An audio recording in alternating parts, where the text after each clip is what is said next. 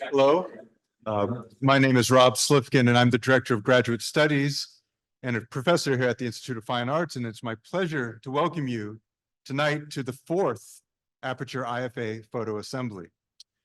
Aperture and the Institute of Fine Arts have partnered to establish a series of conversations that center photography as a creative act and means of responding to urgent questions in the world around us. With our photo assembly, we aim to foster a critical yet community-oriented environment for reflection and learning. This evening, as a point of departure, we will look toward the impact and influence of artificial intelligence in photography.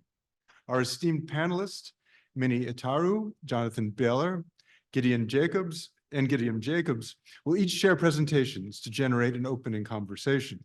Following that, my colleague Erich Kessel will moderate a discussion with the audience, and we highly encourage you to participate. This is something that both Sarah and I, when we first envisioned this series, really wanted it to be a community, and we know that many of you in the audience are people who practice photography, who collect photography, look at photography, and who doesn't.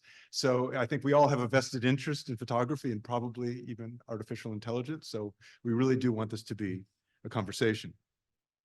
Aperture, our partner in these programs, is a non-profit publisher that leads conversations around photography worldwide. Established in 1952 to advance creative thinking, significantly expressed in words and photographs, Aperture champions photography's vital role in nurturing curiosity and encouraging a more just, tolerant society. The Institute of Fine Arts is a leading center of advanced research and graduate teaching in art history, archaeology, and art conservation. Since its founding in 1932, the Institute has trained many of the world's leading art historians, museum directors, curators, and conservators. And I would like to add that it's one of the most vibrant and dynamic spaces in New York to see lectures such as the one you're going to see tonight and hear some of the most important artists, curators, and academics here in New York and beyond. And now I just would like to introduce tonight's moderator, who will then introduce our speakers. Erich Kessel is an assistant professor of African American and Black diasporic arts at the Institute.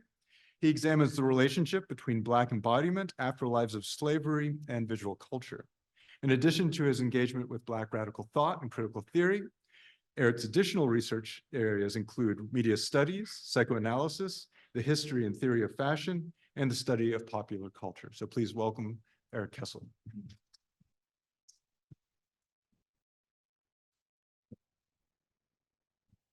Great. Thanks, Rob, for the introduction. So I'll start.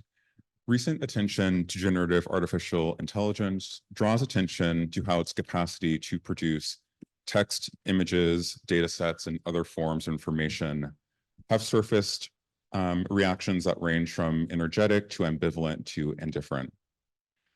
As the technology is variously incorporated, played with, and defended against, questions emerge as to the relationship between AI and art. How does a generative engine modify the terms of artistic production and display? How might we account for the continuities and discontinuities between generative AI and photography as media?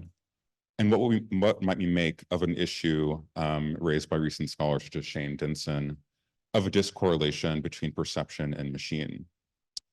And does AI consolidate or modify current hierarchies of capital, power, and knowledge? I'm not the best person to answer these questions, which is why it gives me great pleasure to introduce our speakers tonight. I'll introduce them in the order that they'll present. Gideon Jacobs contributes to magazines on arts and culture, writes short fiction, and is currently working on a novel. His work across these modes of on art and photography and culture has appeared widely in publications such as The New Yorker, Bomb Magazine, Book Forum, the LA Review of Books, and Aperture. He has lectured at the Museum of Contemporary Art in Rome, the School of the Visual Arts in New York, and the New School, as well as Jeu de Paume. He lives and works in Queens, New York.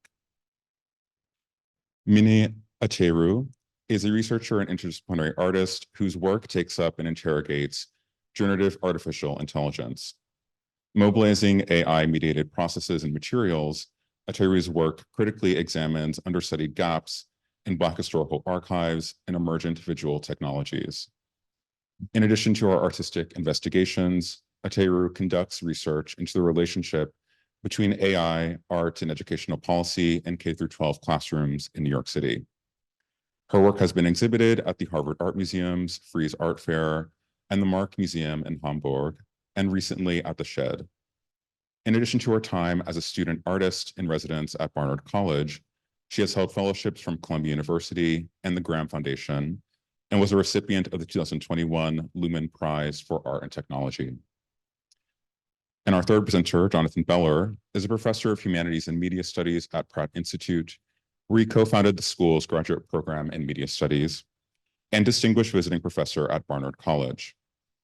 His work probes how contemporary regimes of the screen image shape social life, with a particular focus on the relationship between capital, power, and perception. His published work includes the books The Cinematic Mode of Production, Attention Economy in the Society of Spectacle from 2006, The Message is Murder, Substrates of Computational Capital from 2007, and most recently, The World Computer, Derivative Conditions of Racial Capitalism from 2021. So join me in welcoming our presenters, and before you applaud, let me also note that we'll have a discussion afterwards, and we really welcome you to contribute. And I'll give you some more instructions once the presenters are over. But thank you, and please welcome Gideon. Hello. Raising this a little bit. Thank you everyone for coming, and thank you for having me. I got an email yesterday from Sarah inviting me to join this gathering because the inimitable Laurie Simmons is homesick. So I would say I'm sort of like on a fool's errand here, but I would like to just use my time to sort of repurpose some ideas and thoughts and perspectives that I've been weaving into articles I've been writing for magazines over the last couple of years and in some talks I've given. So, let's just slide forward to me. Here we go. Iconomachy is a I believe an ancient Greek term that I've recently sort of fallen in love with, that I think is often assigned to periods in Byzantium and in the Protestant Reformation, where kind of skirmishes around iconophiles and iconoclasts. So in hopes of viewing the recent anxieties around AI-generated images within a greater historical context, I've become increasingly interested in the many examples of older anxieties around images, concerns that far precede AI, photography, and really any sophisticated mimetic technology. Since the cave walls, arguably, humans have been aware of the possibility that we are uniquely vulnerable to visual representation. To varying degrees, we all know not to invest in 2- and 3-dimensional depictions of reality as if they were reality itself.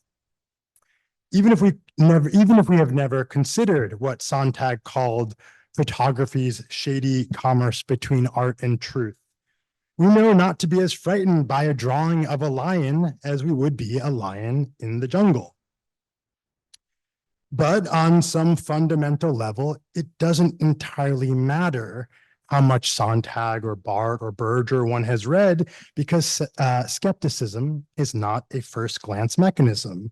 For millennia, our survival has depended on our ability to see the world, read it, and react to that sight quickly. The miracle of photographs is that they look like the world, but they are not the world. And so that vulnerability to some extent remains. Oh, that's the wrong way. These are some examples of people working with AI, but also some screenshots taken. Kent Sheely worked for 3 years as a conflict photographer within the game Day of Defeat. So that is a screenshot from the video game. And this is sort of maybe HCB hopefully will forgive me, e-decisive moment where, an ads kind of lines up perfectly with what it's placed next to. The middle one is Michael Christopher Brown's somewhat controversial, what he called an AI reporting illustration. And then on the right, you'll see my favorite AI street photographer, Sai, the AI photo guy. So I've also been hoping to frame what we are seeing with AI images as a small part of a much larger and much discussed trend: humanity's general shift away from the tangible world into virtual ones.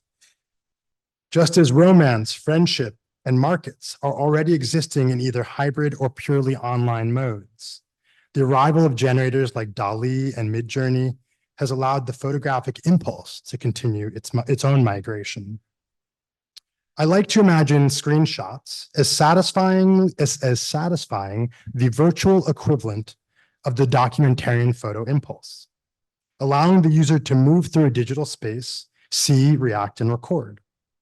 Here, photography functions much like, borrowing Sarkowski and Barth's analogy, the act of pointing. I like to imagine AI image generators allowing artists to create a scene from scratch, ideate, construct, and frame like a studio photographer. But unlike in the studio, constraints such as what props one can source, how long a subject can hold a pose comfortably, and the laws of physics no longer apply. If we assume that virtual environments, from social media to video games, will continue to grow more immersive and nuanced, rivaling the world in terms of what makes an environment photogenic, and we assume that AI's mimetic powers will continue to increase with every passing day and prompt, it seems possible that cameras could soon be relegated secondary. Our photographic instinct will probably go wherever our eyes do, meaning the ratio of images made in the tangible here versus the virtual there will be dictated by a simple metric: where are we spending our time? Lastly, I've been arguing that we have been already living in a digital world with no guarantees of truth or direct connection to the tangible world for a while now. Every day on social media, we take thousands of quiet little leaps of faith, usually trusting users are somewhat close to who they purport to be. That faith is, of course, upheld only by fast crumbling social norms and honor codes. In other words, we've been halfway to existing in a realm of images untethered in the world for decades. And I would argue that if we prove to be comfortable when we arrive there, it will be because social media served as effective training wheels. Of course, a shift of this nature would be highly consequential, painful, and scary, but I would be lying if I did not say that there was some part of me that sees silver linings in AI undermining the utility value of images as a form of communication. I have posited, as have others, that AI may do for photography in this century what it did for painting in the last, free it from a purgatory between communication and art. And finally, maybe in undermining truth as it exists in the cloud, truth will be brought back down to earth. Maybe the leaps of faith will be shortened because we will have greater reverence for just how slippery truth is, never expecting any form of it to be accessible with a click. Maybe we will begin to recognize truth as something so mysterious that our best bet is triangulation, relying on all doors of perception at our disposal, or at the very least, no longer leaving it up to our eyes alone. Thank you.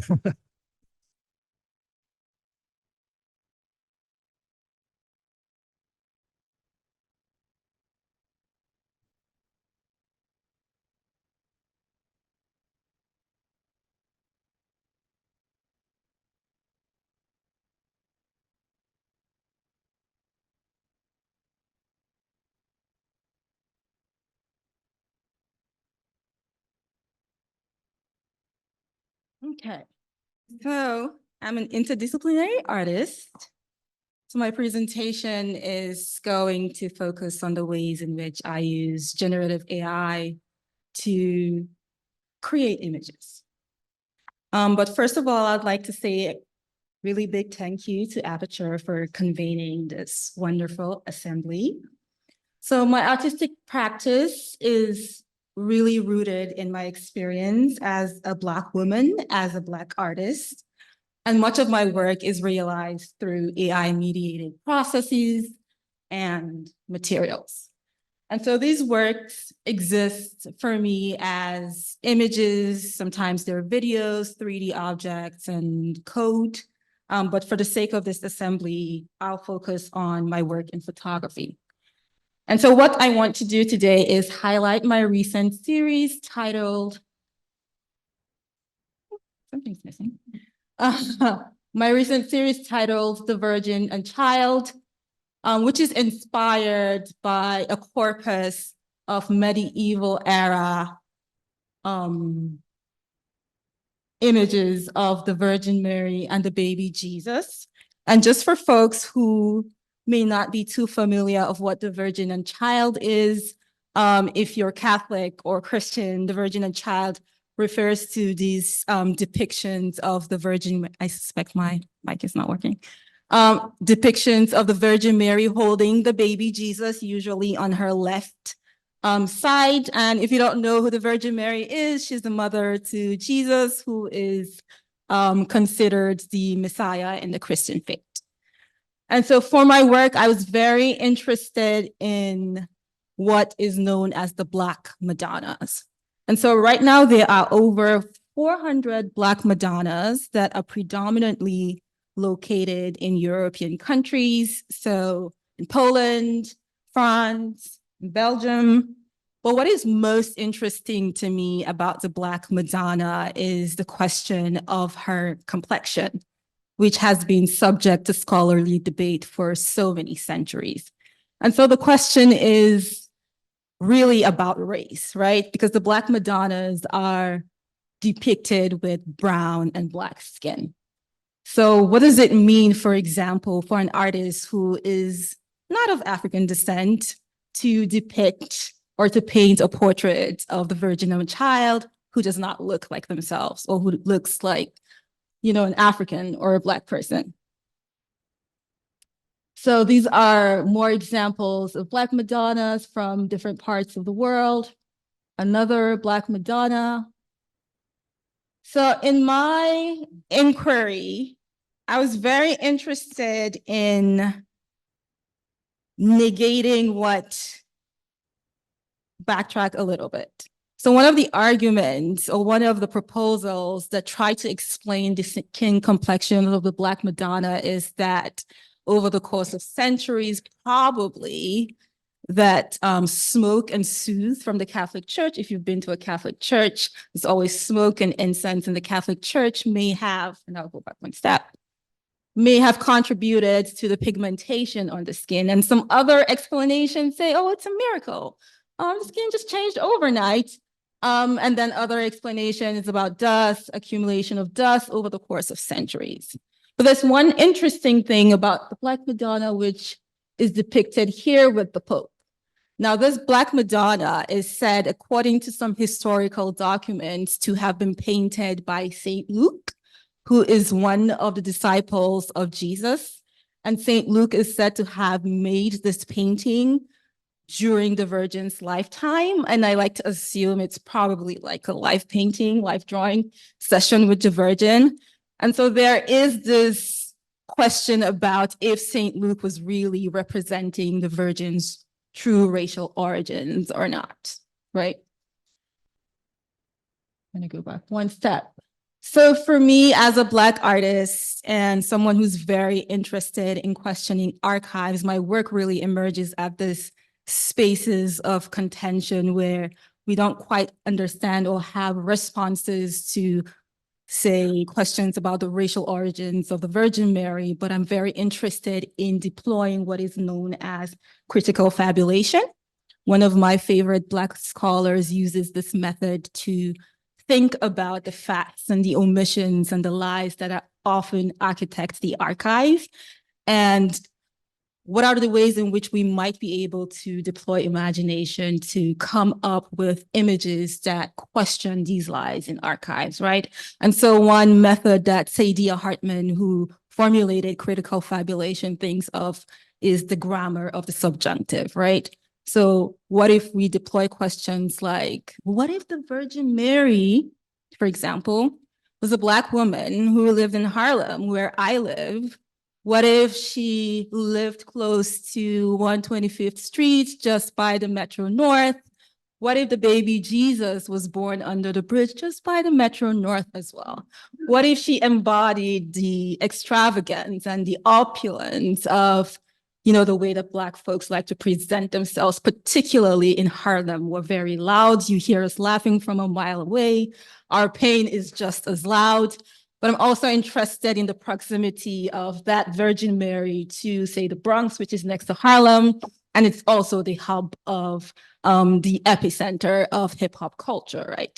And so how do we fuse and mix all of these influences to generate a Virgin Mary that for folks and my friends who live in Harlem, they can connect to and they can pray to, and who understands their hopes and their prayers?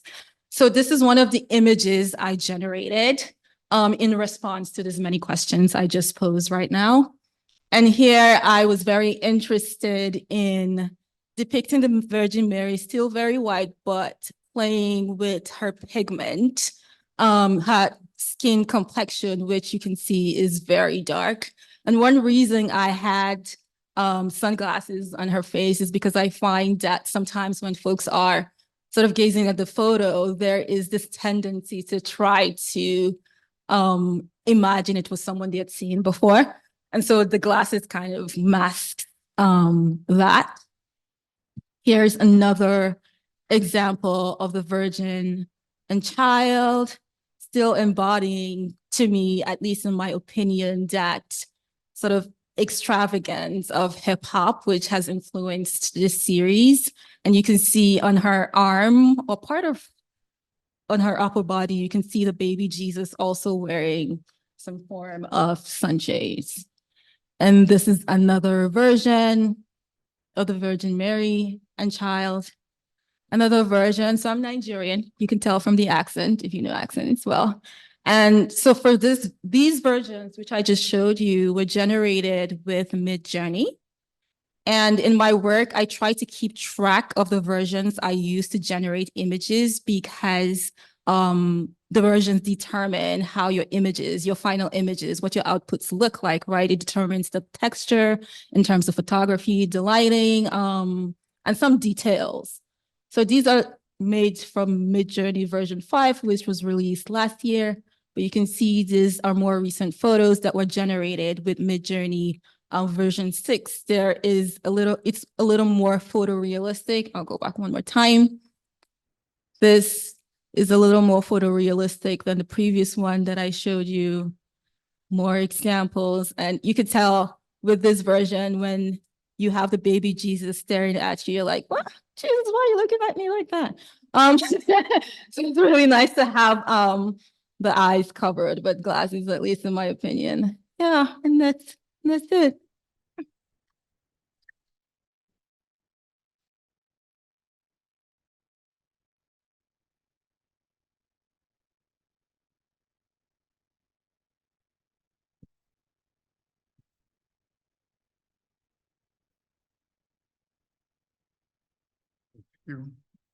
Greetings and good evening, everyone. Thanks so much for inviting me tonight to speak with you. I'm very happy to be here and be part of this conversation on AI and photography. For the occasion, I wrote a short piece, so I will read it. I'm gonna have to skip a little bit because of time considerations, but I'll try to do that seamlessly. Well, it's 40 pages. No, I'm just kidding. It's not. Maybe 10 minutes, 8 maybe. What is AI? It is a narrative about computing and society. What does it tell us of computation? HAL from 2001, Her, the singularity, Westworld, emphasis on West and world, the end of labor, of the working class, liberation from toil? Is it the rise of a new form of slavery, the enslaved machine, as tech optimists and their advertisers would have it? Or perhaps more likely, as one turns to Hollywood's brand of augury, a new form of mastery, featuring the machine as slave master, overseer of the digital plantation, a dire consequence that will result in a new form of subjugation that may not even respect white people this time around. We should wonder, is total domination by what Marx called a century and a half ago the vast automaton of capital the outcome of what Yarden Katz calls in his book on AI, the artificial whiteness characteristic of today's computing? What is computing? An automation of calculation, or taking the techno-humanist, which is to say ethnocentric version, it is the automation of calculation, and also the industrialization of calculation. Indeed, computation is an industry now, one that the current world could not function without. As we see with social media, finance, facial and pattern recognition, and of course, AI proper, computation is the industrialization, some say automation of thought, and we should add increasingly of feeling, but also on thought and on feeling. It is a labor-saving device, an arbitrage on the cost of making and doing things. The industrialization of thought expressed in outputs such as text, images, and practical outcomes like Amazon sales and delivery systems implies and indeed entails the industrialization of perception and consciousness. While arguably having origins with the Gutenberg press, photography, and cinema, the generalization of such industrial incorporation of corporeal faculties currently exerts intense pressure on categories such as the human, truth, the subject, the object, the commodity, labor, value, race, gender, authorship, ownership. Computation alters understandings of media, mediation, agency, sovereignty, governance, politics, resistance, organizing, ecology, economy, revolt, and revolution. It reformats and makes cybernetic the social. I mean, if you think about the full integration of computation with sociality, what could possibly happen these days without computation somewhere in the loop? I'll leave these issues of transformation for the conversation about the question of photography in the context of AI for afterwards. Given the very brief time for presentation here, and given the very problematic state of the world, currently organized as it is around ecocide and genocide, I'll use this time to offer some admittedly polemical corollaries to the rise or perhaps fact of artificial intelligence. In the 1830s, Charles Babbage, who with Lady Lovelace is credited with the invention of the computer, proposed in his book, Economy of Manufactures and Machinery, computation is the automation of mental labor, a labor-saving device capable of decreasing the work of calculation. Today, with artificial intelligence, the automation of automation, as some say, you also have a couple of other corollaries. Artificial stupidity, that comes from Bernard Stiegler. Artificial intelligence, that comes from Kalindi Vora and Neda Atanosowski from their essay Surrogate Humanity. Artificial whiteness, which I've already mentioned by Yarden Katz, who thinks about artificial intelligence as this sort of prosthetic for whiteness. And my own work is called The World Computer, which I also think of as the rise of the virtual machine, which is effectively an AI choreography of sociality. I won't go too deep into that right now, but maybe in the conversation. But I will go through some of these very briefly. Artificial stupidity has to do with machine hallucination, search queries giving bias, that is racist and sexist replies, as in the work you may be familiar with, say, Ruha Benjamin. Or in ChatGPT, the regular occurrence of errors put forth as verities, errors with facial recognition and identifying, or even perceiving people of color, as Joy Bulamwini has shown, errors with pattern recognition, not just in identity, but in drone strikes, policing, etc. These latter echo the suspect stupidities of racism and colonialism, as if their logics were somehow sedimented into machine function. Artificial stupidity has real effects. Then there's artificial intelligence, which I had more about, but I'll just say it's a simulation of artificial intelligence through conventional means. That is, by utilizing the intelligence of people, albeit that the people's presence is obfuscated, submerged beneath visibility under the hood, as it were. And so you may have heard of image cleaners. I mean, for example, in the Philippines, who are constantly scrubbing the images in your social media feeds and have PTSD because of it. I mean, the overexposure to violence and beheadings and really unbelievable things is something that's submerged in your feed, but nonetheless present, and it's actual real labor in relationship to computation that we can't see. From Artificial Whiteness, the title of Jordan Katz's book on the nebulosity of the term AI and its strategic cultivation as a fundable and sellable narrative about computing by both military and corporate interests. Katz, like Matteo Pasquinelli in The Eye of the Master, says that AI is a configuration of power. But unlike Pasquinelli, Katz says that the power mirrors the power of racism and colonialism and must be understood as a promulgation of whiteness, where whiteness is analyzed in accord with leading scholarship on racial formation, which holds in brief that whiteness is not an ontological category belonging to some species essence, but a historical effect.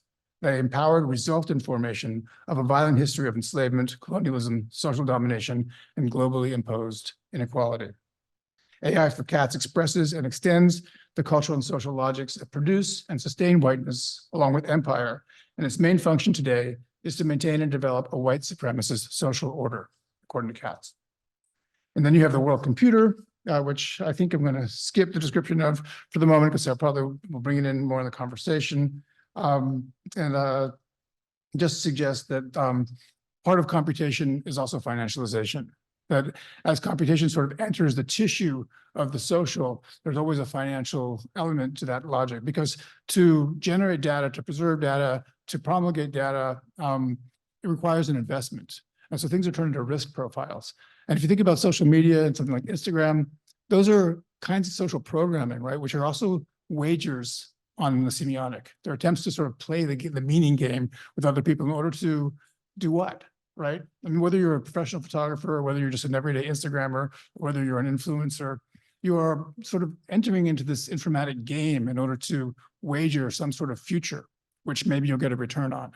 What do you want? Do you want your values expressed, or do you want the value form? Do you want to sort of make it, meaning there's a difference between the qualitative values you might desire, let's just say socialism or justice, right? Versus I want to get paid, right? And those might be completely incompatible, but you might use one in order to get the other, right? And so you have this constant conversion process in social media where these things that are put forward in photography become risk instruments, and they're basically wagers on some kind of future, which may be paid back in value or may be paid back in other kinds of sociality, or may be ignored.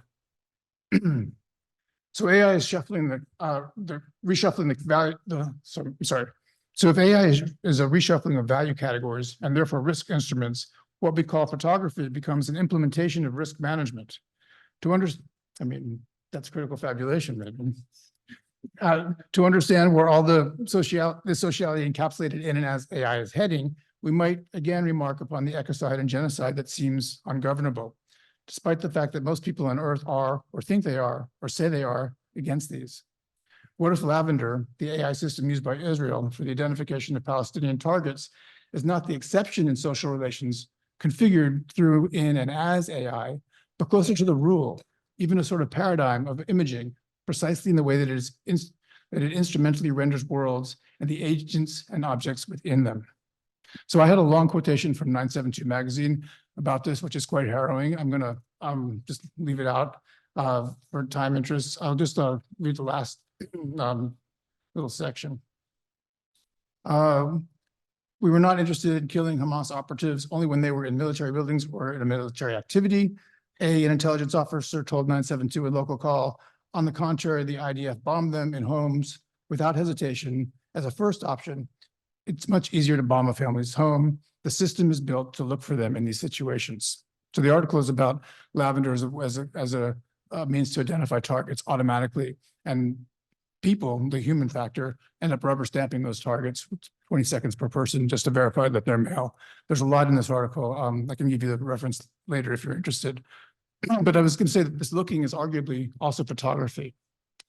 With the automation of governance, identity, and decision through systems that are vertically and horizontally integrated via computational, communicational media, military hardware, financial, diplomatic, and news media, organizing life and death, Is it really any wonder that our 18th century parliaments and 19th century quote unquote democracies and courts are literally helpless in the face of these older platforms since they work at light speed? Machine learning has left these older platforms in the dust, automating the conversion of dwellings into rubble for the purpose and the investments of so-called humanity. One last remark. Since this is a conversation about AI and photography, Wilhelm Flusser understood even the analog camera as a computer, as thinking in numbers extended into matter, chemistry and optics, right? The linear writing that expressed the principles of optics, chemistry, and mechanical engineering went into the camera. Photographic images were then never the immediate traces of some real, as Talbot, one of photography's inventors, described it in the 1830s in The Pencil of Nature, nor even a century later, as André Bazin and Roland Barthes and so many others believed. The photograph was never a window on the world. Photographic images result from the operation of concepts embedded in apparatuses. The same is true for AI. It's just that the deployment of concepts has higher dimensionality and degrees of abstraction than previously, more parameters. The complexity of the operating system that recursively integrates images and social relations that Flusser referred to as the photographic program has increased exponentially, even as it continues to succeed in organizing the world for the benefit of cameras. But at base, driving the whole thing, there is still the extractive violence of capital accumulation and white supremacist social organization. This leveraged extraction, as a drive for both efficiency and novelty, constitutes an arbitrage, not just on intelligence, but on life itself. And indeed, it may drive the price of both intelligence and life to zero. And it is in relation to this ordering, that theory, art, and photography must make their way. Thank you.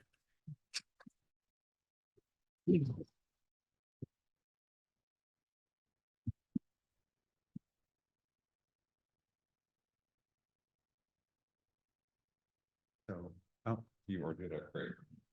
So yeah, begin thinking of questions. I'm going to sit down and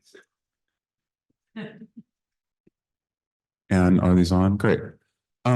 So I have a question maybe that I can pose to all three of you, but I maybe want to open it up first if people have questions that they were thinking of as our speakers were presenting.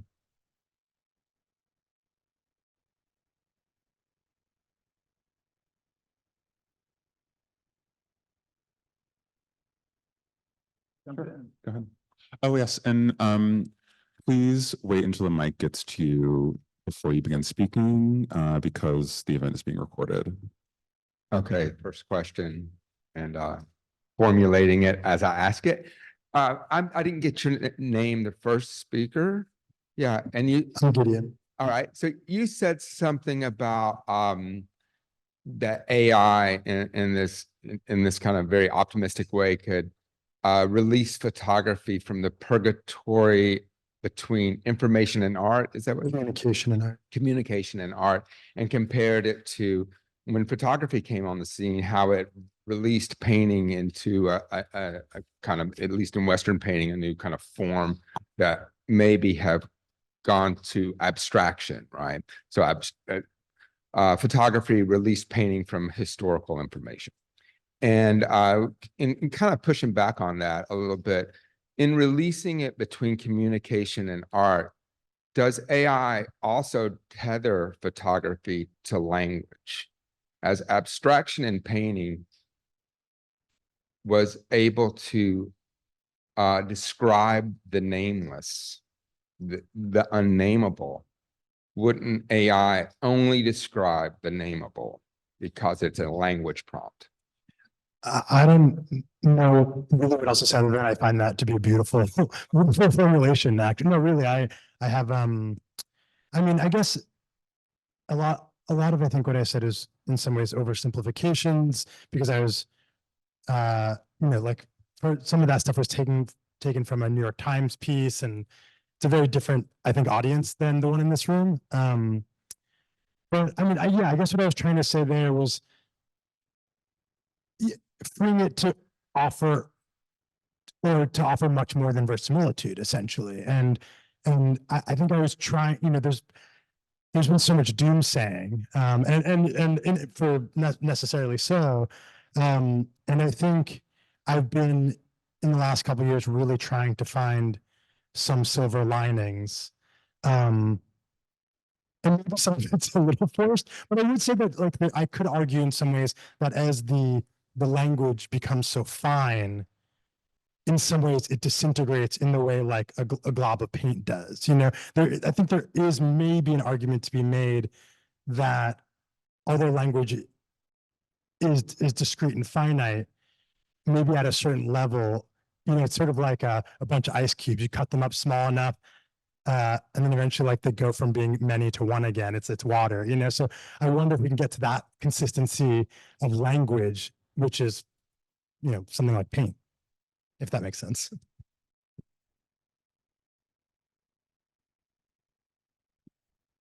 I would love just to maybe hear Minnie, you speak about your process.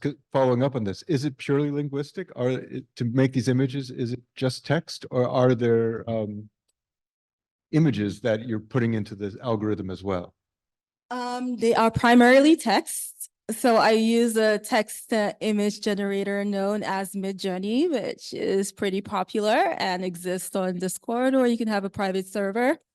But then it does take me quite a couple of months to come up with my prompt. Sometimes I'm just like waiting for the next generation of the model to ensure that it does capture what I'm trying to do.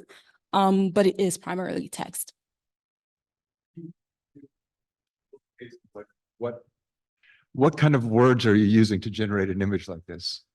My first slide, you saw a little bit of my text prompt on the first slide, which said the Virgin Mary is a Black woman holding the baby Jesus.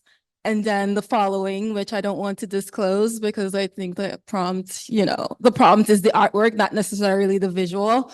But a huge, like the most important part of the prompt is the Virgin Mary is a Black woman holding the baby Jesus. And then I have a little more qualitative descriptions afterwards.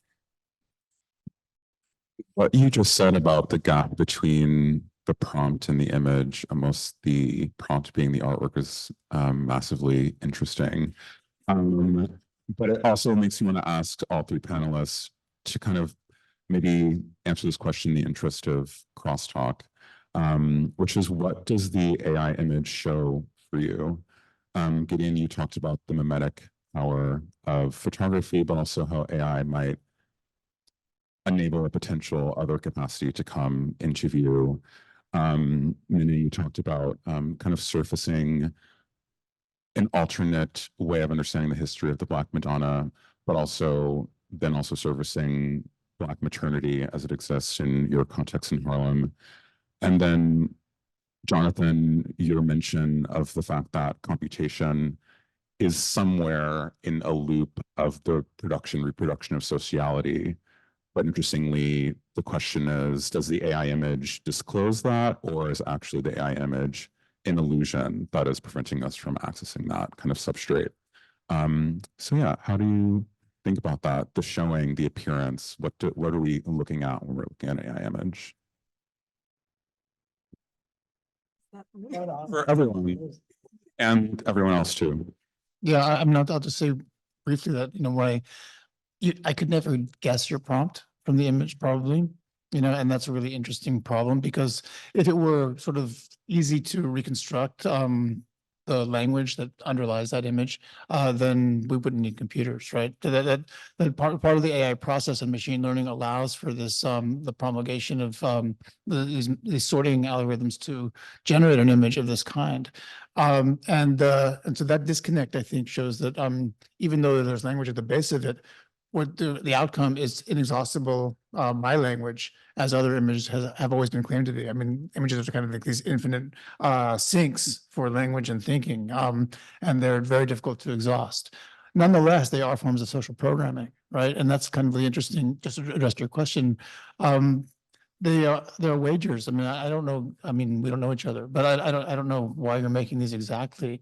But I do have a sense that there is a cultural project and a political project, along with an aesthetic project there, which is in some relationship to world history and Blackness, and that there's a question of hegemony, there's a question of cultural power, there's a question of creating an audience. All these things are being negotiated and sort of, and I don't mean this trivially, gamed in relationship to this sort of semiotic battlefield, which I was describing. And that the artist now is sort of driving, one of the roles of the artist is to drive this AI into a configuration which is less painful, which is less dystopian than what I was describing. And interestingly, part of what this technology comes from are prior projects of survival and creativity. I mean, one of the things that computation has done is it's absorbed the semiotic comments, right? I mean, it has sort of read everything that's ever been written. It's now looked at every image. These are people creating life, creating worlds. The danger is that this stuff gets completely turned into someone else's property, right? But it is possible within that to resist that transformation and create spaces of cultural thriving.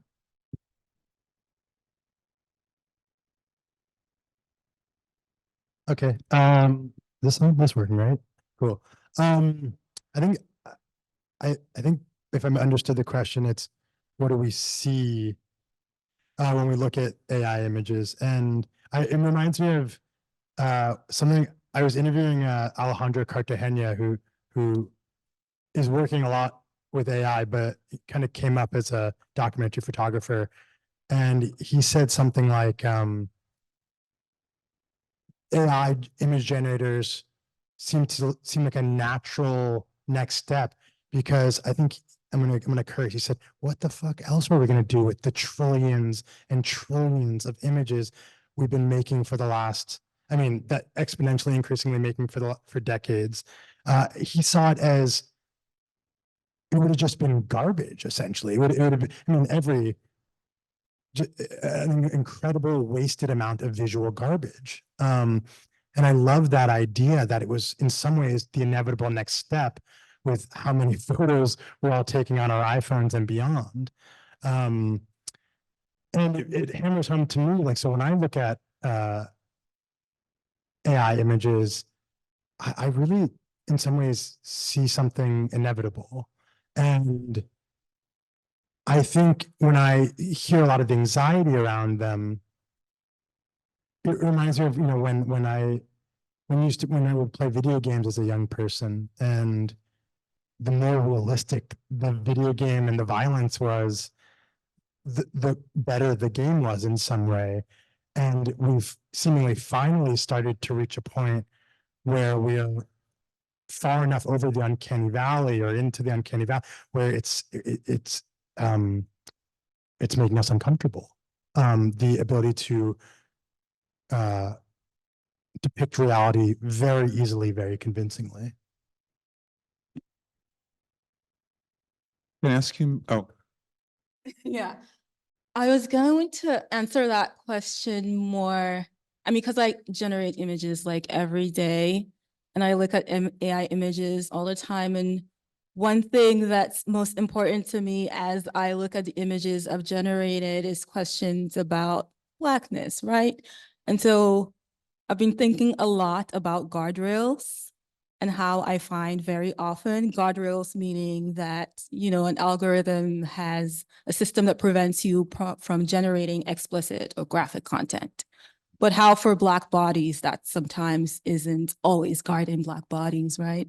And so in the case of my Black Madonna, you'll notice that there's one Madonna who is topless, not this one. Do you want to pull that up?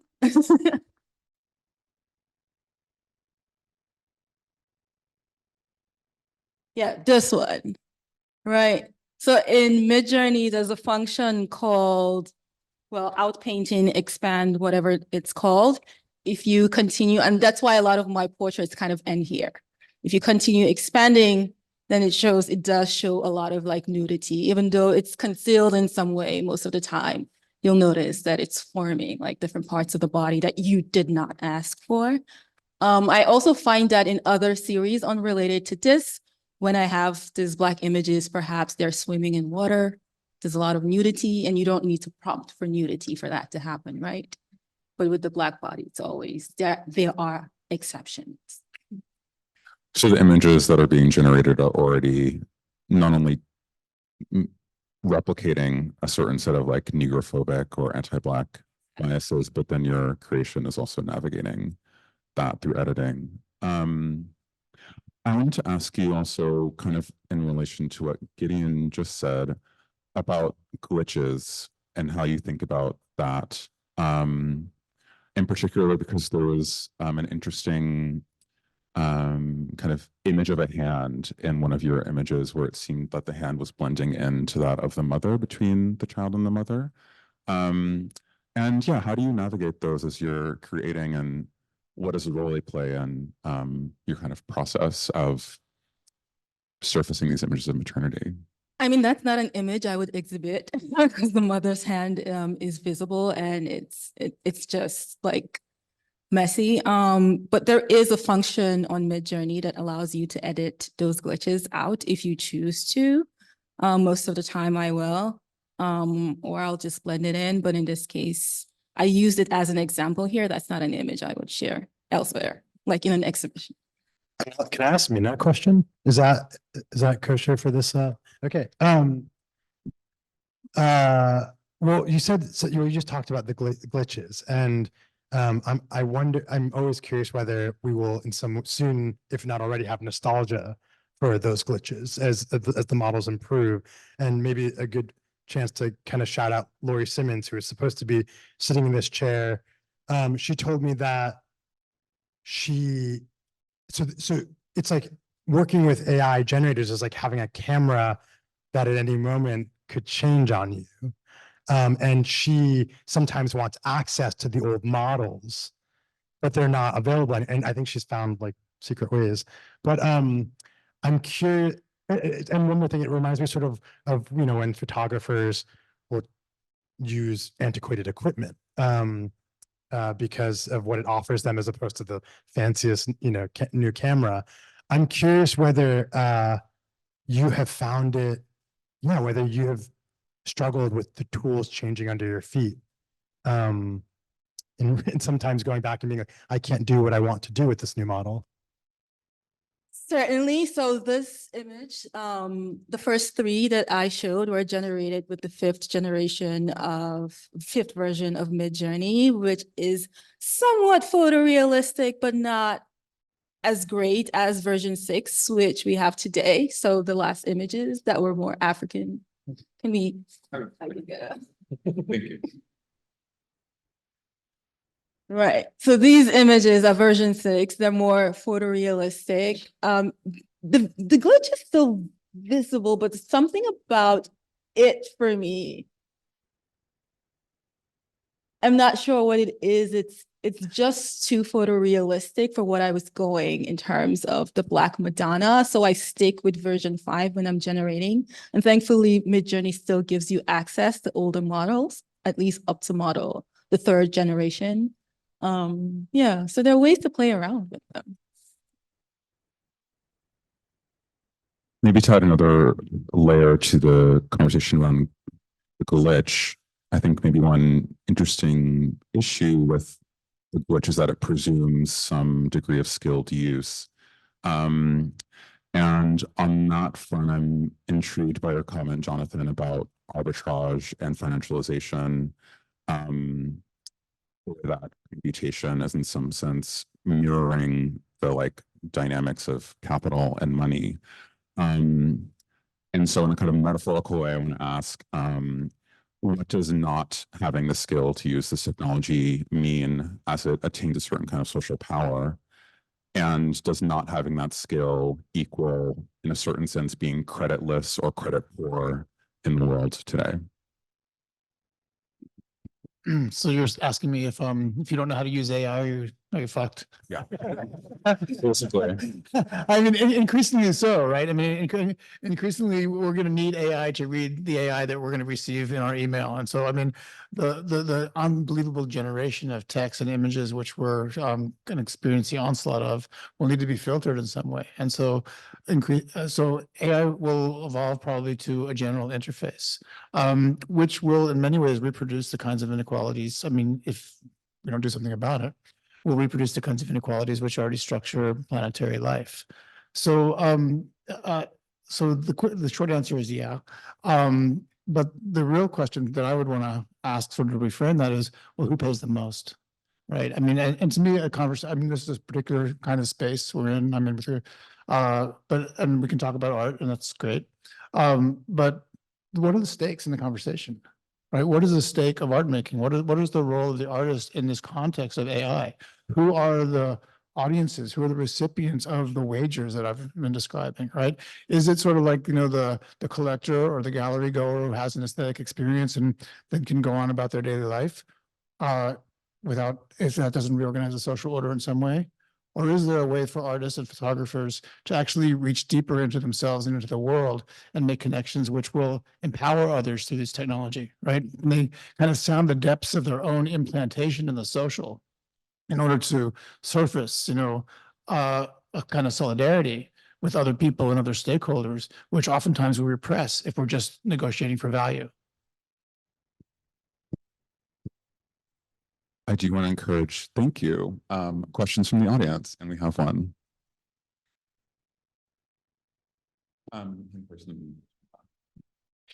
Thanks very much. It's just fabulous session. And I'm totally fascinated by the idea that the prompt is actually the real work of art in this, because that makes me immediately think of Lawrence Weiner and conceptualism. That is, especially his good early work, where he says something like, for those who don't know, he says something like, spray a can of yellow paint for a spray can of yellow paint for 1 minute, or something like that. Instruction set conceptualism, which maybe can also be called generative conceptualism. And that makes me think, and maybe this is a mistake in this audience to say this, but that actually photography can be bracketed out of the conversation almost entirely. That is, I think that there's an incredible parallel between AI and the situation about 1500, right? Between AI and perspective, linear perspective. And that moment of the first moments of, let's call it illusionism, realism, whatever you want to say. And it seems to me that AI is doing something very, very similar to linear perspective. In fact, I think it probably is the same thing. That is, it's taking a set of rules for how to represent the world realistically. I'm not even sure that it's the fact that it's based on photographs is really all that important. I think it may be generalizing from the photographs to a set of rules, like perspectival rules or like life drawing rules around 1500. So I wonder if that's really a place to go, looking at the texts of the 16th century, which are awfully interesting, and what's happening at that moment where people are thinking about, what's called quadrature illusionism, that is perfect trompe-l'oeil, and also life scale image making. I mean, there are all sorts of things happening at that moment that, of course, don't really rely on photography all that much. And it seems to me that maybe photography is a little bit of a red herring in this conversation, that really what's going on is a problem of illusionism and realism in general. And we're just so obsessed with photographs, we think we're talking about photography, but really we're talking about larger issues that predate photography. And maybe AI isn't really in any substantial sense a photographic medium. And it's funny that we're looking at images that are actually essentially Renaissance images here, right? We're looking at the Virgin and Child with only slight changes. You could imagine yourself being transferred back to 1500 and making a really interesting Black Virgin and Child. It seems very close to what the Renaissance artist was doing. So I wonder if we need to talk about photography at all. Can I just jump in? That's a super interesting comparison. But I might have one sort of like quibble with the way you described it, because I mean, the emergence of point perspective, the way I think about it, wasn't actually getting closer to reality, but it was instantiation of a protocol for rendering what passes reality, right? And if you think about the creation of axonometric space and the origin of modern subjectivity, they actually come together, right? And so the sort of, and if you look at the difference between medieval Western painting and Renaissance painting, the way the gaze is organized, the way subjectivity is organized, actually is transformed along with spatiality. So this is a sort of set of protocols for the organization of space and the subject, right? And I would agree with you that the AI is actually an evolution or a transformation in the way the way that's being done. And so our disappearance of so-called reality, the feeling of that so many parameters bear on every instance of representation or semiosis. Those are the terms that we now negotiate. So it's hard to reach through and touch the real anymore. In fact, fake news is not sort of to be replaced with some sort of real news. Maybe we can't access anything like that any longer. there's a sort of semiotic space now, which is under the, which is subject to the flux of computation and all the social forces which are embedded in computation. And that's what we have to negotiate. And that's what subjectivity is. Just one last thing, sorry. But I think that was a really great question. That's also photography, though. I mean, the reason I invoked Flusser at the end was because Flusser saw photography and computation as sort of very similar, if not the same thing. And it was thinking extended into matter, right? So the origins of photography for Flusser are linear, writing the equations of chemistry and optics. And that's a certain kind of abstraction about the world, which is then embedded in machines, which then create representations through concepts. And if that's your definition of photography, then all these renderings are quite similar. There's a question in the back first and then in the middle there.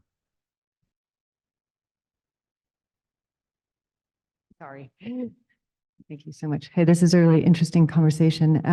I wanted to shift things maybe in another direction, which is instead of thinking about language and image generation, what about image description? So the flip side, I am a blind person and my access to images and photos is through language. And I kind of think that it offers a lot of possibilities of forcing us to spend more time, because it necessarily takes longer to read than it does to see. And in this like image saturated world, it seems like that's kind of a useful thing, not to mention that it could be very useful for generating meta text so that we can find all these images that are being put out into the world. So not a question as the obnoxious non-question goes, but I'm just curious to know if any of you have thought about image description as well as image generation. Thanks.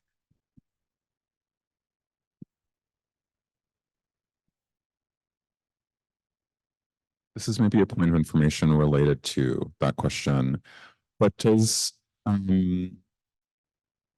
any of these programs generate text descriptions of the images they create? And can those be turned into sound? To sound? Or can those be read like as a kind of image to text rather than text to image? You know what I'm talking about? Theoretically speaking, it's possible. So Midjourney has a function called describe. You would upload an image and Midjourney would attempt to describe the image. It's not always accurate. So there are a lot of assumptions about what that image looks like. And I mean, it is theoretically possible to convert the image to words, then use a text to speech generator to voice it out. And it's just maybe relevant to also note that many of these generative AI programs get their start in a place like Google, for example, as translation software. So language is embedded in the very technological workings. Good. Oh. Hi, thank you so much. This is all really quite fascinating. I'm very interested in the question of the prompt as a real work of art. I'm just fascinated by that. And I wonder if you could say something more about that. When you give the prompt in your process to Journey, I'm sorry, Midjourney, are you surprised by the results? And do you then have to refine your prompts or change your prompts because you're not getting what you hope to get? So so you're also searching for the right prompt. The prompt isn't something that you came up with in some abstract way, like here's my perfect prompt. And then I have a second question if you have time for it. You did talk about Sadia Hartman, who's amazing, and producing these ideas of using the imagination to create what we don't have in the archive. So when you produce these images that maybe relate or people can relate to them who live in Harlem and who would see things that they identify with perhaps, how do you circulate these images to those people? How do you use AI in your circulation process, or do you find yourself, at least in this moment of time, still having to go through the gallery? You know, are you using the traditional means to spread the word or your images, or is there a way to conquer larger audiences and to get to the right audiences? That's a good question. I mean, I share my images on Instagram, and sometimes Instagram accounts that have a larger following than mine will post it and share it, especially Instagrams that are dedicated to Black art. So that's one way I reach out to folks in my community. Otherwise, I think it's mostly through the traditional, like galleries and exhibitions. But to your first question, it does take me, for example, this image, the images, the Virgin and Child, it did take me at least 3 months to refine my prompt. I kind of like give myself time to work through the prompt and change various elements. I mean, technically you can generate similar images in like 5 minutes, right?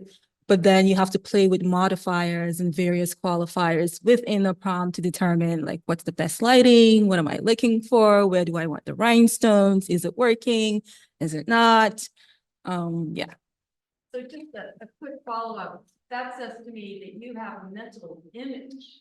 Maybe you're not 100% sure of every detail, but there's a way in which the image that you're seeking to create is determining the prompt. That is true, yes. We have time for one more question. Oh, she had her hand up first, actually. Sorry. Okay, great. We have time for 2 more questions. Hi, thank you very much. This has been very interesting. I have a question that's actually kind of related to the point that you were making. I'm a photographer, so I'm extremely threatened by AI generated imagery. I find it terrifying, especially when I see these images that you've shown, which are just exquisitely beautiful. So that doesn't help. But I really appreciated the historical context that you all offered, the kind of pulling back from this anxiety into reflecting on the way we've had a lot of anxiety around photography for the entire history of photography, and that photography has kind of never had the relationship to truth that it appears to at first glance. So in that sense, it's kind of in keeping with the sort of in a continuous line with the history of photography. But for me, I keep still thinking of AI generated imagery as a kind of paradigm shift. And maybe that's on a kind of intuitive level. And I think it has to do with the fact that it's not optically generated, which up until this point, photography has always been. And the very fact of an AI generated image kind of coming from nothing, coming from a kind of blankness, to me, it seems much more related to other mimetic forms like painting or illustration, where people have always used images as input to, and then output something else. So there's also a kind of relationship there to the way we know AI learns, through input. So I guess I'm going to ask a question similar to yours, but maybe more directly: is AI generated imagery even photography? To me, no. I think, and I part of what I wrote about in one piece was that slip of the tongue is actually like not helpful, because I've seen in newspapers and magazines them referred to as photos or photographs before. But we all know, as you said, like although when we take a screenshot on our phone, it makes little actually I think 1970s Canon sound effect noise. There's no, there's no drawing with light taking place. There's no mark making. There's no light. In fact, the more light in the computer process, the worse, So you got to keep it nice and server friendly. So that's the first part. But I guess I want to, again, trying to be a little hopeful here, speak to your anxieties. In that, I guess, to me, the question will be, maybe another analogy we can use here, something is sort of like our relationship to food. In that, I think what we may see happen is sort of unfortunately, those who do not have the time or resources to value what was made in the world will not have access to it. And the real, what we consider as like connected, tethered to the world, will have a premium in the way organic food has a premium, in the way food that we think of as natural or the way we fetishize. And this is like an authentic idea of what is food. And I think my guess is we're moving towards a realm where most of the population is in sort of like a Huxleyan dystopia, but that also means that you will start to see maybe the imagine the vinyl revival times 100, or imagine the Whole Foods on every corner when it comes to images. So I guess maybe the 1960s were already that moment when like society had like a mass sort of rejection of our society of the spectacle or something. But I am curious where this is going in terms of that appetite for images connected to the world. I just say add something. I mean, yeah, the way I was trying to define photography, invoking Flusser, was this notion of the operation of concepts on the world, right? And so the optical was one sort of strategy of input. And even the machine generated images, which Gideon was just referring to, have as their source some kind of visual material. It's just the mediations are much more complicated now. Sort of the computational logic which renders the image is different than it was in the simplicity of the optical camera. But it still has a relationship to the world, right? It's still indexed to some kind of reality. It's just we can't even reconstruct that indexing process any longer with machine learning. We sort of lost if there was ever any transparency, that transparency has disappeared with the density and complexity of machine learning. But there still is a tie to the world, and the effects are also real. I'm using that word real in quotation marks now because the way I think about reality or realism as it's a series of genres. And if you look at the history of realism, actually its representational strategies change all the time. And the same thing I was talking about in terms of point perspective, there's the realist novel, right? Certain conventional ways of producing the real, or documentary, which is everyone in this room knows has been radically critiqued because for a while people were reading off documentary cinema, this idea of the reality underneath, but all of a sudden realized, oh wait, that's also cinematically constructed in the editing room, the same way Hollywood constructs a version of, of something that we take to be real. So to me, the indexical question is the really important one, and the programmatic question. How do we sort of like, in this highly mediated way, still connect to the world that we live in? That's what we're being asked to do. That's what's being demanded of us in this moment. And we're also being asked to sort of make a wager in this abstract space in order to transform ourselves and the world in those relationships. I think there's a question in the front there too. You sort of hit on what I wanted to talk about, but I guess from a photographer's point of view, I'm also curious to if you could expand on sort of the ethical concerns and questions you had towards going towards a more photorealistic experience of your AI mediated imagery. Like what were some of the things that came up and like your relationships towards making it photorealistic? And then I would be very curious to see the other perspectives as well on that. I mean, in terms of photorealism, it talks already about guardrails and how they don't protect Black bodies. And I think that's the one thing I've had to deal with on my end, but I also have friends who work, with traditional photography, and I'm always dealing with questions about how generative systems are actually trained on pieces from maybe their website or photos that they captured. And I don't necessarily have an answer to that question or know, what. I'm still thinking about my position in relation to, the data sets used to train these images and what ethics looks like for me as an artist working with this system. But I'm very interested in seeing, especially in the future, how, say, a company like Midjourney might integrate a system to compensate artists whose data sets were used to train the model.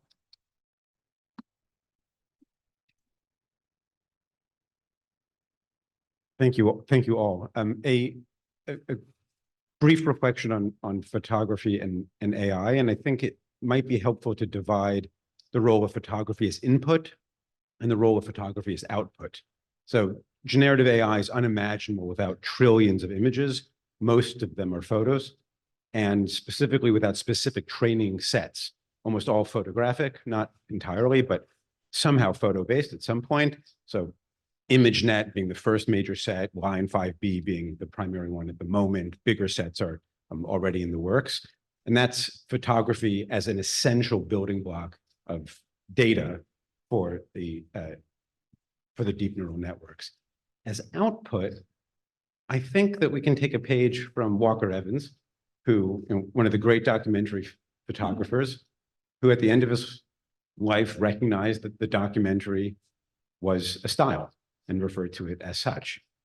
When it comes to output, I'm pretty sure that photography is just a style. And you can request any number of styles. And within photography, you can request specific cameras, you can request 16mm, you can request daguerreotype, but you can also request impressionism, you can request cartoon, you can request line art. All these things are equally available to the algorithms, and there's no difference between them. The index plays no role whatsoever. So I think photography is simply a style or a suite of styles that can be requested through various prompts. Theorists refer to them as operative ekphrasis. And unless I'm missing something, I think that's the end of it. I think photography in AI is a style and should be treated as such. I mean, just quickly, I mean, that's also a really interesting position. But I think about the postmodernism debates, right, and the questions around postmodernism, when all of a sudden different historical forms were lifted out as codes, right, and so and we're sort of flattened, right. Remember this whole loss of depth, right, and the waning of historicity and all that stuff from postmodernism, right, where it didn't matter if it was an Egyptian pyramid or, something that somebody dreamt up in their backyard. These different forms could be combined in really interesting ways and create new forms, and there's a certain kind of richness and pleasure in this creation of new kinds of representations and commodities. However, people have stakes in representations. So it may not be the person who's making it, and it may not be the immediate consumers, but if your culture or your people or your space is being transformed in a way that feels violent or appropriative or erasing, then there's a different kind of reading that's possible in this sort of like lifting out of things from their historical groundedness. So while I agree that this is the condition of AI, that it's actually working this way, it doesn't mean that there are no stakeholders there. It doesn't mean that people won't be affected by certain kinds of images in really negative ways. And how do they address them? Don't they have a right in a way to also, in this, what Azalea talks about as the civil contract of photography, don't they have something to say about those images? And even if they're not represented in them or excluded from the space where they might be able to talk about them, and how do we sort of allow for that? I just want to add one point to that. We talked about the input, and I think I've heard it said by a couple of people, including Matt Dryhurst and Holly Herndon. I don't know if anybody knows their work. They're great artists and thinkers and have a great podcast. They considered the artwork in this process not to be the prompts, but to be the data set. And although, you can make your own data set, it makes me think then the artists, the most prominent artists working in this field are actually engineers. And we know that is a specific kind of person in a specific kind of place generally. And not really artists in some ways. So just wanted to throw that. I loved how many people were excited about the prompt. The prompt as the artwork, but there's we really could make arguments that it's at any point in the process that is the artwork. You mind, Eric? Of course. Okay. So I just want to thank you all, and I mean all of you gathered here for this incredible conversation. This was what we were hoping this topic might inspire, even if it still has not been answered. I want to thank Eric for moderating, Gideon for doing his very best, as good as Lori Simmons and more. So thank you on 24 hours notice. To Minnie and Jonathan, I think we have a wonderful reception planned in the Great Hall. This is a conversation that I think will haunt and inspire us in equal measure. And look forward to continuing the conversation out in the Great Hall. Thank you to my colleagues, Alex and Sophia, and to Sophia Palumbo Dawson also here at the Institute. You all are wonderful partners. Aperture is delighted to be working with you on this series of conversations, and we hope you all will stay tuned and come back in October for our next Aperture IFA photo assembly. So thank you all so much for being here.